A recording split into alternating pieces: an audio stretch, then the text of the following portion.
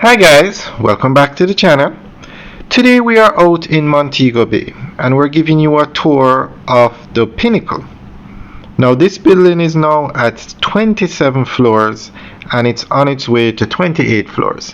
So it will definitely reach 28 floors before the end of the year. At the rate they're moving, probably before the end of November.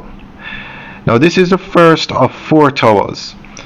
To the left of this building is actually a parking garage and it will have a pool on top. It's going to be a 3 or 4 story parking garage. And then, as we said, it's going to be 4 towers, each with that model, the 28-story building with a parking garage beside it.